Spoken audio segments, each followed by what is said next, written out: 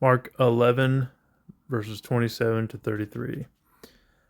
They came again into Jerusalem, and while Jesus was walking in the temple courts, the Jewish rulers, the chief priests, certain religious scholars, and the elders approached him. They came up to him and asked, "What right do you have to do these things? Who gave you the authority to do all this?" Jesus replied, "I too have a question to ask you. If you can answer this question, then I will tell you by what power I do all these things. Where did John's authority to immerse come from? Was it from heaven or from people? Answer me now." They stepped away and debated among themselves, saying, "How shall we answer this? If we say from heaven, he will say to us, 'Then why did you respond to John and believe what he said?' But if we say from the people, we fear the crowds, for they're convinced that John was God's prophet." So they finally answered, "We don't know." "Then neither will I tell you where my power comes from to do these things," Jesus replied. So this passage really shows it's a good example of just kind of how twisted and perverted our natures are, people, and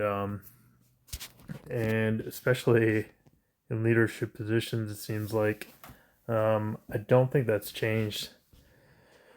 Like religious, I feel like there are so many religious scholars, people with their PhDs in Bible, and it just seems like they don't know God's joy or God's peace. They don't know about His grace because in their mind, in their heart, they earn. They don't receive God's grace and gifts. They just earn everything, and that's the world they live in. A world of earning, world of transactions. So I do this good thing. I put in this many hours of hard work, and God gives me this. And that is not the gospel of grace at all. As that's living by the law, which is what these religious rulers were doing. Um, and ultimately, it shows their doubt in their hearts. They want to know, they want to hear someone say, I guess, I don't know.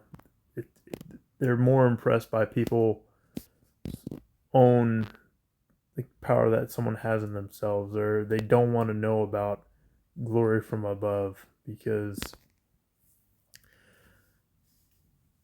they want to do their evil deeds in the darkness and put forward a certain perception to the public, a perception to their friends. They want to be seen as wise and smart and as a source of that wisdom. They want to be the source. They want to be the source.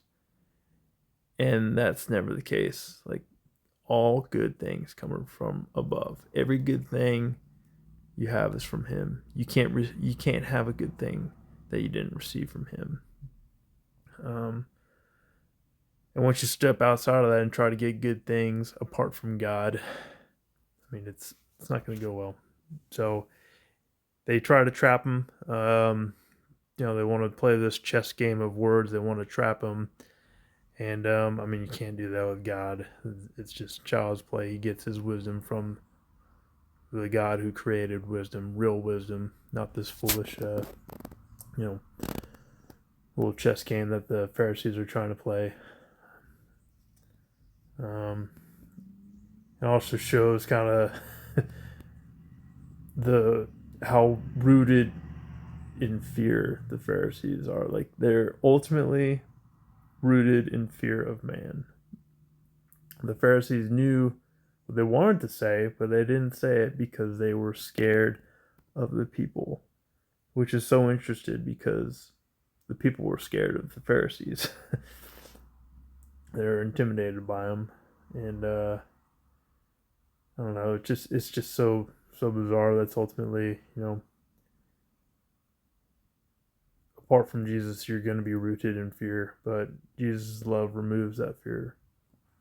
Um, Psalm 34:4 it says, "I sought the Lord, and He answered me and delivered me from all my fears." Jesus can surgically remove every fear that you have, and it's a process. and it's just something you do day by day. Obey him. Hear, trust, and obey him. But anyways, rabbit trail. Yeah. Anyways, I think that's it. Oh, don't be afraid. People, be afraid of God.